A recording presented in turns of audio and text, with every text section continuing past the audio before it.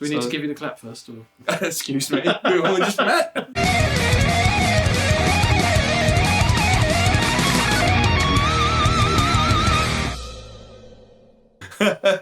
Ladies and gentlemen, welcome back to the channel. I'm Adam Steele and this is the British Boutique Guitar Festival, and this is Chris from Franklyn Guitars. Hello. Hello! How are you? I'm very good, yes. Good. What's going on today? Yes, it's getting near the end of day one and I'm checking out this beautiful guitar.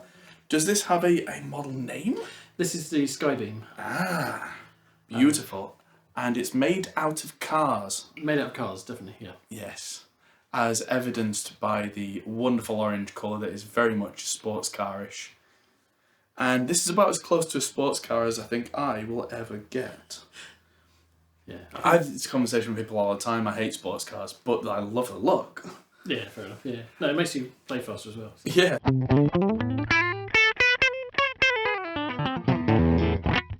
Yes, apparently so.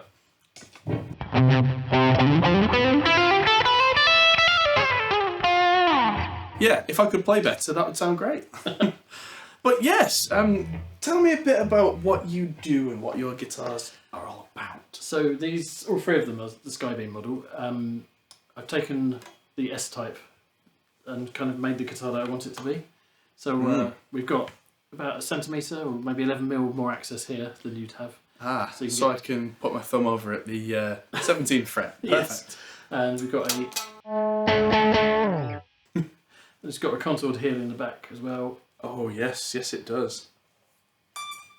Which means I can get all the way to the 22nd? 22 on this, yeah. Yes.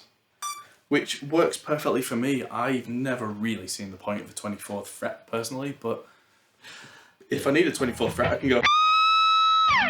Find it right bend, yeah. Yeah, it's in there somewhere. But that's just me. And also, another personal preference is, I think, from a physics perspective, part of the attack of the string comes from when you pick, it hits the end fret.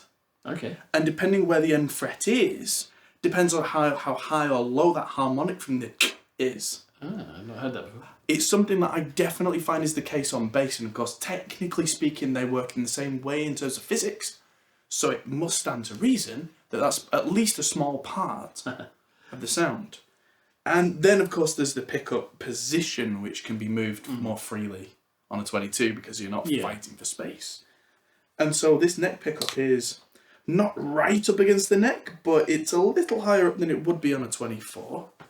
And if I was to use the Woodrow with a little bit of gain on there on the neck pickup, let's see what we get.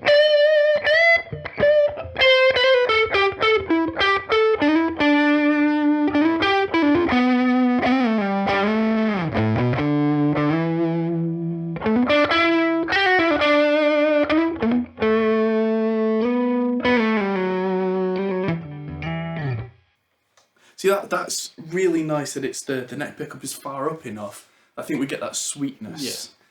Yeah. There's something that does annoy me about guitars with 24 frets is that there's not as much variation as I would like between. Yeah, because they're close together. Yes.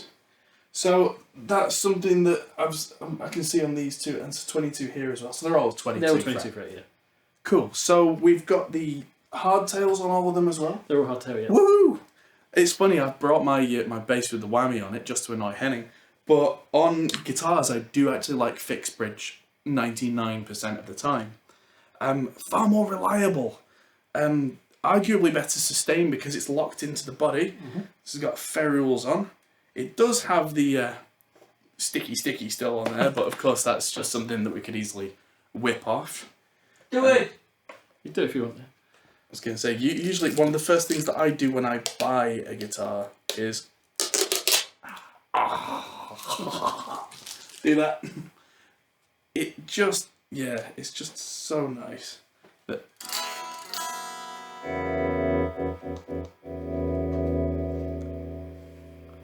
Why does this pedal say 11? That's why.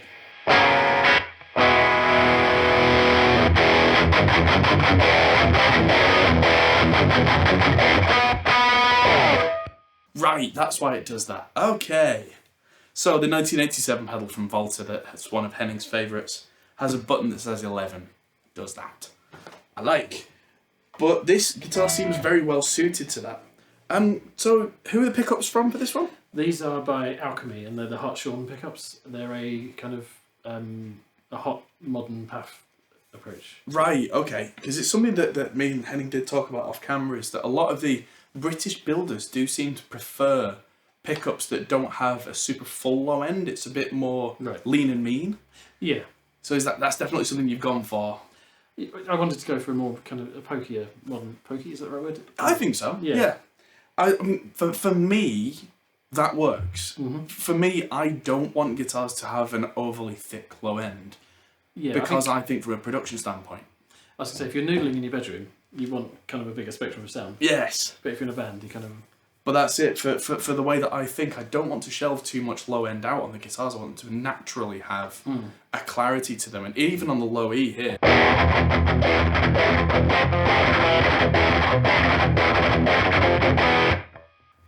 I know that that's not Henning's cup of tea particularly. You're saying about you prefer more low end, more junk in the trunk, so to speak. On the higher strings, actually. Okay.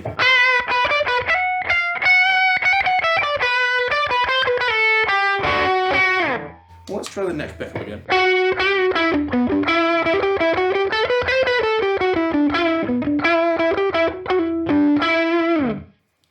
I think that's got plenty of low end.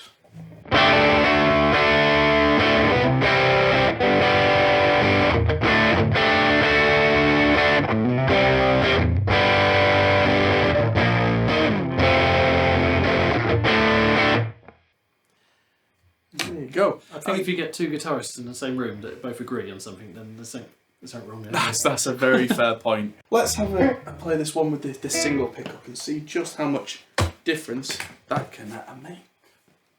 There you go. Thank you. Now to do every sound guy's favourite tone. Mute.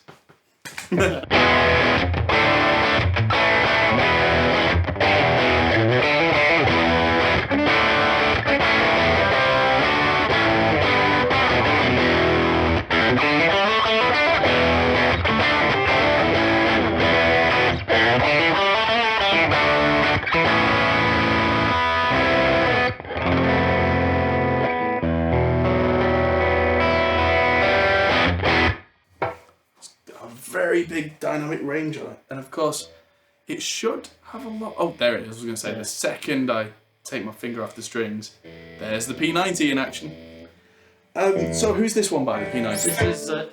This is the bare knuckle True Grits one. Ah, should have known. And is this a single piece body? No, it's actually three pieces. I've tried to so it is. It's very well matched up here. That's why I was asking the question, because if you look down here, you can definitely see the join, but up here, that's a very nice join. And so these are, Gotos. These are Gotos. Yes, fantastic, and they are locking tuners, which means they are real and valid. And it's a very hot-rodded guitar. That neck join there is super smooth. It feels almost like a neck through, but it's a set neck. It's a set neck. Yeah. Yes. Yeah, it feels fantastic. And if I was to come to you and go, Chris, I want one of these, how much are they? This one is 1,700. Okay. And the other two models? This one would be 24, and this one's in the middle, just over 2. Right. So we're talking pickups and paint. Yeah, basically. pickups and paints. The paint is what brings us more. Right. That makes a lot of sense. The gloss finish does take time, of course. Yeah. So where do you make these? Why? Where? Oh, where? Why? Sorry, not why do you. Although so yeah, we can come on to that, but it's a slightly less blunt question. Yeah. Why on earth are you doing this? Where is over the far end of Surrey towards Hampshire, is where we're based. Okay. So in the Shire, so to speak. In the Shire, yes. I'm a hobbit. Indeed. A very large hobbit. And I suppose to ask the question you thought I was asking in a much nicer way, what is it that brought you into Luthiery and guitar building? It's through modding. I hadn't played guitar for years, and then I picked up my old Pacifica, and it had been mistreated in the garage, and the neck pocket was broken. Right. So I thought I'd see if I could fix it. and it just snowballed from there. I kind of started buying cheap necks from China and making bodies for them, and then got onto the scarier part of actually making necks. And then, that's where we are now. Yeah, I've just noticed the neck shape on this is a little off the beaten path. Yeah, it's got quite heavy shoulders on this one. Yeah, I do really like that. It's not a square neck by any stretch of the imagination, but there is a very definite corner on there. Yeah. Which means it feels quite thin. Yeah, but at this the one's same got time, a much thinner neck. Yes, that's a rounder profile, but I Yeah. can still feel it if I go round. That's interesting. I do really like that slightly squarer neck shape. That it feels thin, but at the same time there's plenty of kind of heft at the sides to reinforce, which means it's not going to be wobbling around while you're on tour, which is very important. But yeah, what's in the works for you then as well? What's in the works? Yes. Well, I was trying to kind of standardise this and see about people buying them. I'm going to come up with a couple of extra models. One, because these are supposed to be more lightweight, whereas I've kind of come out with a model called the Bushman, Okay. which is more of a boat anchor, heavier, probably more aimed at traditional Les Paul type players. Right, okay. But yeah, just to churn out more like that. Churn out is not a good word. Bushman. We met another Bushman today, didn't we? Bushman? Oh, Did we? Yeah. Oh. oh, that's unfortunate. Too tired, that didn't register. Henning's tired, so it's time for us all to go to bed. Thank you everybody for watching. Check out the Franklyn Guitars website down in the description below. Thanks Mike for hosting us, and thanks Henning for switching, or not switching as the case may be. I did. I switched. Shut it. And thanks everybody for watching. I'll see you in the next video. Goodbye.